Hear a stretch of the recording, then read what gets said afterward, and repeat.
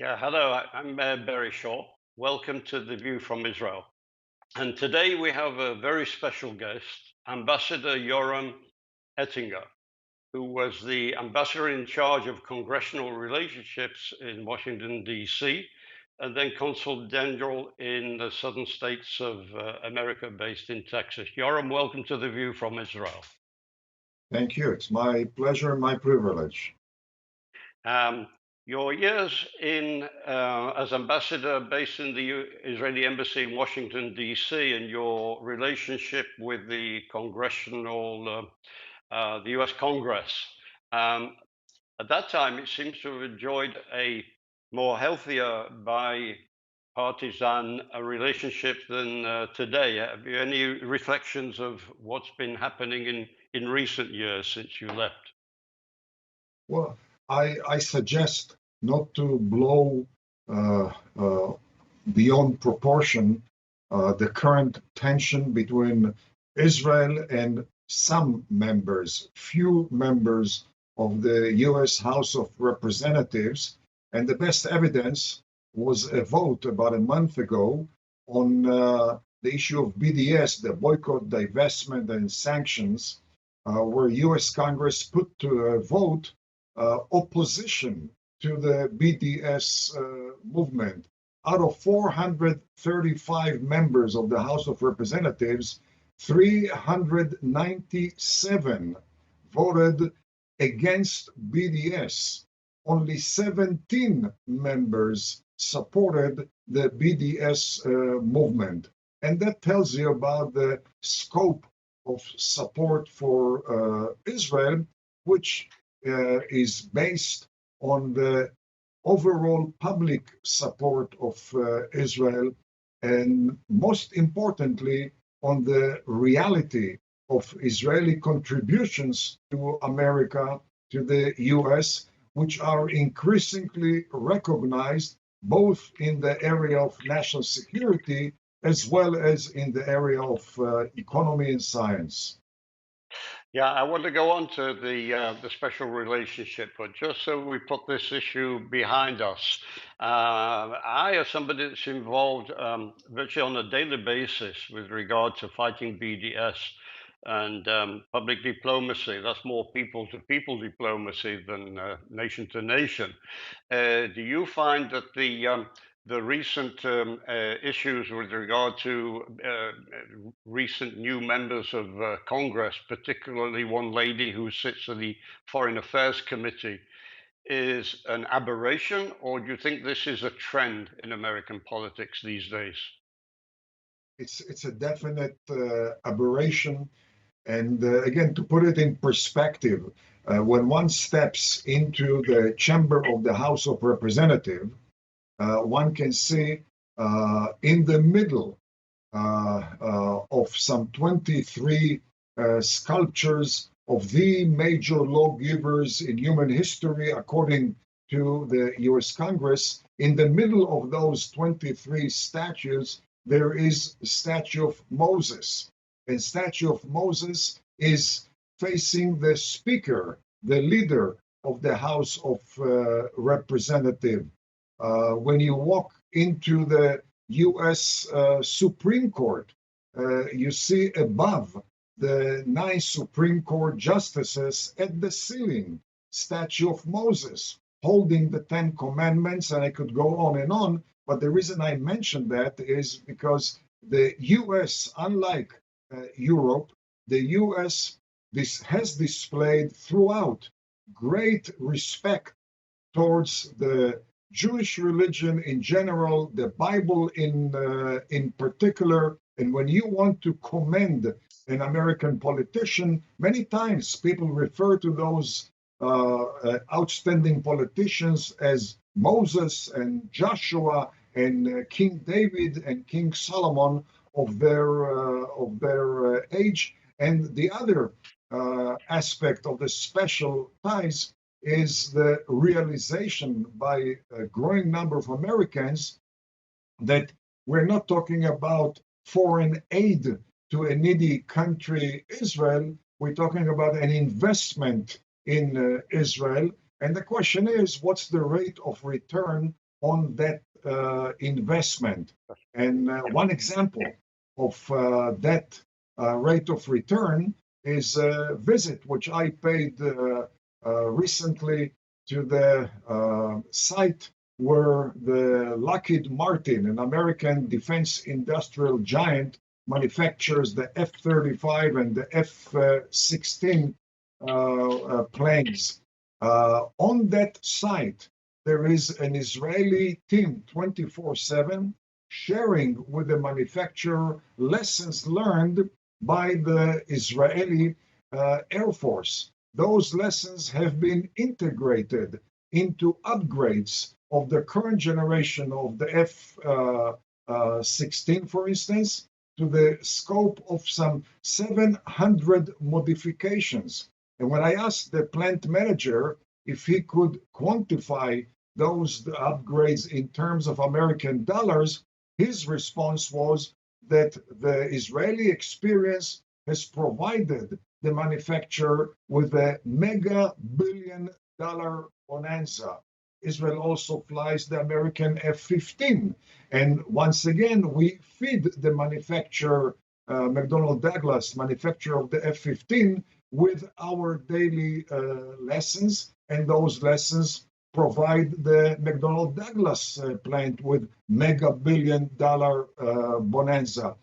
Israel has become the most important battle-tested laboratory for the very formidable American defense industry, which has spared the Americans many years of research and development, which means mega billion dollars again. It has enhanced the competitiveness of the American defense industry in the global competition. It has increased American exports and has expanded the employment base of the American defense industry, and that's in addition to Israel providing the U.S. with unique intelligence. In fact, I heard from the chairman of the Intelligence Committee in the U.S. Senate that the U.S. receives from Israel more intelligence than the U.S. receives from all NATO countries combined. And the number of such examples is very, very high, which again comes back to the fact of life that we're not talking about a one-way street where the U.S. provides a needy Israel. We're talking increasingly about two-way street, which is mutually beneficial to the U.S. and to Israel, with Israel increasingly providing more and more benefits to the United States. So what you're saying in a nutshell, Yoram, is this what's called special relationship, in your words, is really turning into a practical partnership. Practical Absolutely. partnership based Absolutely. And not on only Israeli innovation. And that's it, not only in the military or national security sphere, which is extremely important as far as saving lives, as far as saving dollars, but it also has to do with a commercial aspect. For instance, in Israel, there are more than 250 American high-tech giants who are in Israel not because of low-cost labor, which is not low cost in Israel.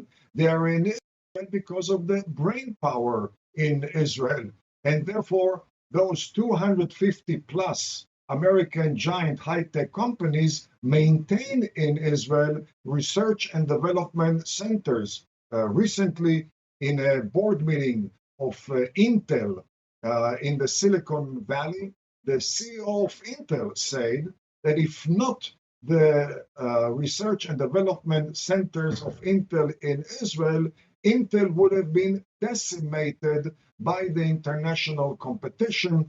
Microsoft recently stated that by the day Microsoft becomes increasingly an Israeli company due to the effect of Microsoft 3 research and development centers in Israel upon the nature of Microsoft products in Microsoft global competition. So here we have Israel, the startup nation, innovation as well. But coming back both to commercial and also military use, it comes out of the real-time experience that's being given to the United States by the Israeli user, whether they're in the industry, in high tech, or even in the military. For instance, like you said, for instance, the Israeli pilots of the F-15s and later the F-35s have virtually, if I understand, redesigned a lot of the cockpit technology, even the helmet technology, to be more amenable for the use of Israeli pilots in real-time crisis flying. Well, I'll share with you some personal experience I heard from a number of retired American combat pilots that the most productive time of their service was joint exercises with the Israeli Air Force. And when I responded by saying, how can you call it the most productive time when we use American hardware? And don't tell me, I said to him, that Israeli pilots' IQ is higher than the Americans. So why would you benefit so much when you hold joint exercise maneuvers with the Israeli Air Force? His response was that the Israeli pilots, unlike the American pilots or unlike any Western pilot, always fly under do or die state of mind. Because whether we call it training flight or operational flight, in Israel, you're always within enemy's radars and enemy's missiles. And once you fly under do or die state of mind, you stretch the capabilities of the American-made F-15 or F-16 or F-35 to a much, much longer distance than American pilots do flying in the US. And you also develop more daring maneuvers, which Americans learn when they hold joint exercises with the Israeli pilots. I also met, by the way, a former commandant of the US Marine Corps, General Charles Krulek, and he mentioned to me that while developing battle tactics at Fort Leavenworth, Kansas, the Mecca of the American military, the development of such battle tactics is based on the Israeli textbook. Namely, they study Israeli warfare and they adapt it to American needs. I met a specialist of urban warfare on a base in Alabama, USA, near the city of Birmingham, and he mentioned to me that on their base there is a model which was built by Israeli experts based on Israeli urban warfare in Lebanon, in Judea, in Samaria, in Gaza. And once a year, the top experts of urban warfare from the US come to Israel to get the most recent update on urban warfare as developed by Israel. And again, those are few of a litany of such examples where Israeli benefits are streaming towards the US, again, demonstrating the mutual benefits to both US and Israel from the tighter and tighter cooperation between the two countries. Can you tell us something more about the fact that I find myself having to rebut a lot, that Israel receives more US military aid than any other country in the world, but in actual facts, and I want you to expand on this, that it's conditioned on this, that Israel has to spend that military end buying American equipment. It's not that we take American money and go and spend it somewhere else, or even, for instance, in our own research and development. The money that the Americans pay us, in fact, comes back, rebounds to America in the orders we have to place for American material, arms, weaponry, and etc. Well, It's not certainly it's not Israel like a free is, handout to like some other countries get. yeah, well, Israel certainly is very, very grateful to the US for receiving the required military hardware. And as you suggested rightly, we don't receive cash. The US provides Israel with military hardware acquired from the American military or defense industry. However, this is an investment in Israel, and Israel, in fact, serves as a battle-tested laboratory. We receive the American military equipment, we use it under battle conditions, and we return to the US lessons which improve the quality of those military systems, which therefore contribute to American exports, to American competitiveness, to American national security, to American employment. And we can see it very well today in the Middle East. When you look at the sad reality of Europe, it is losing the will to fight, to flex muscle, and the US can rely less and less on Europe. The state of the pro-US Arab regimes is getting dimmer and dimmer, with Ayatollah's machete getting closer and closer to their throats. Israel is the only viable strategic ally of the US anywhere around the Mediterranean, certainly in the Middle East, and actually the only reliable ally that can be trusted by the US on a rainy day. Israel in the Middle East serves as the largest American aircraft carrier, which doesn't require a single American on board. This aircraft carrier docks in a very pertinent area for America's national security. This aircraft carrier cannot be sunk, and if there would not be a Jewish state in that strategic part of the world, then the US would have to deploy few more real aircraft carriers to the Middle East, in addition to few more military divisions to the Middle East, all of which would cost 6 or 7 times more than what Israel receives today in terms of American investment in Israel. And therefore, that type of relationship serves very well Israel, but mightily well it serves the American interest as well. Yeah, let's talk a little bit more about what you described about the Ayatollah's machete at our throats. And let's start off talking a little bit about the even the US-Iran relationship, going from the period of, let's say, Obama to the period that we have, bring it up to date till today. From your perspective, from having seen it from both from here in Jerusalem, but also your service in the United States in Washington, D.C. How do you describe the relationship from our perspective in Israel between the United States and Iran under the Obama administration and under the Trump administration?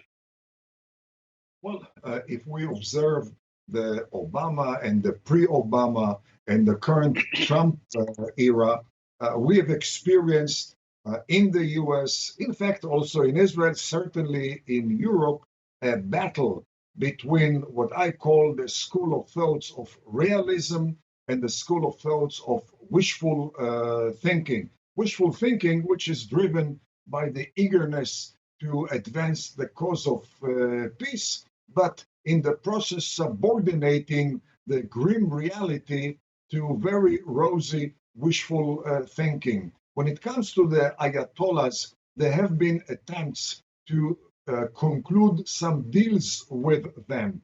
Anyone who assumes that a deal can be concluded with the Ayatollahs ignores the very fundamental vision of the Ayatollahs. The Ayatollahs have not taken over control of Iran back in 1979. in order to enhance the standard of living of Iranians, in order to lower the level of infant mortality, or to extend the level of life expectancy in Iran. That is not a top priority for the Ayatollahs. The Ayatollahs are there in order to advance a megalomaniacal vision, which they have adhered to since day one. The first step, as far as they see it, is taking over the Persian Gulf by toppling every single existing Sunni Arab regime, Saudi Arabia, United Arab Emirates, Bahrain, Kuwait, Oman, etc., and then moving to the Middle East at large, toppling the Sunni regimes there, whether it's Egypt and Jordan. And once they control the Middle East, they are ready to move onward. Already they are deep in Africa, deeper and deeper in Asia, and even they have their foothold in South America, in Latin America. Anyone who deludes oneself that improved economy would distance them from their goal ignores the reality of the Middle East, and certainly so far, and I'm very careful to say so far, don't know what will happen tomorrow. So far, the Trump administration has been much more in touch with reality than was the Obama era, than are the European regimes of today. The Trump administration has distanced itself from the self-inflicting wound of the 2015 nuclear agreement with Iran. The Trump administration has afflicted Iran with very, very severe economic sanctions, and hopefully, this is going to lead to the regime change in Iran. As long as the Ayatollahs are in Iran, one should expect terrorism in the Gulf, terrorism in the Middle East, and terrorism throughout the world, which today the Saudis experience very much. We in Israel experience it in the north through Hezbollah, in the south through Hamas. Both are basically a expression of the Iranian Ayatollah's foothold in our area. And the sooner the Western world wakes up to reality, the faster the Western world discharges itself or frees itself of wishful thinking, the closer we will be to a more stable Middle East and less terrorism in the world. Let me, Yoram, ask you a question of something that you mentioned. You mentioned about regime change in Iran, but from my perspective of something that's happening in the last week with regard to President Trump, first of all saying he would have no objections in entering into talks with Iran over the horrible Iran nuclear deal, but at the same time, I'm speaking to also just a few days after either he fired John Bolton or John Bolton resigned. I would have thought that John Bolton would have been somebody within the Trump administration whose policy would have been regime change. But without John Bolton, doesn't that indicate that Trump isn't actually looking for regime change? Just like he's not really looking for regime change in North Korea, but he wants to tame, if you like, Iran without having a regime change. What does it look like from your perspective? Well, certainly I felt much more comfortable or confident with John Bolton on board. But let's not ignore what is called the 12 conditions which have been enunciated by the Secretary of State, Mike Pompeo. Mike Pompeo, when he was a member of the House of Representatives, was one of the leaders of what is called the Tea Party, namely the hawkish conservative wing of the Republican Party. We're not talking about the dovish Secretary of State. We're not talking about a Secretary of State who shares the traditional views of the very appeasing State Department in Washington. We're talking about non-conventional Secretary of State. I haven't seen any easing on sanctions on Iran. In fact, since since John Bolton left the administration, we have seen even more sanctions against Iran. As far as I can see, President Trump expressed a possibility of dialogue with the Ayatollahs, but still adhering to those 12 preconditions enunciated by Secretary of State Mike Pompeo. And those 12 conditions remind everyone that the issue of Iran is not limited to the development of nuclear capabilities. The issue with Iran has to do with its vision, has to do with its conventional threat to its neighborhood. Iran does not need nuclear to topple the regimes in Saudi Arabia, which they try to do now through the civil war in Yemen. They don't need nuclear to topple the regime in Bahrain or in Abu Dhabi or in Dubai or in Oman. And once again, the focus has to do with the conventional threats coming out of Iran, not limited only to non-conventional nuclear threats. I want to end with a final question. This is based on something happened just a day ago.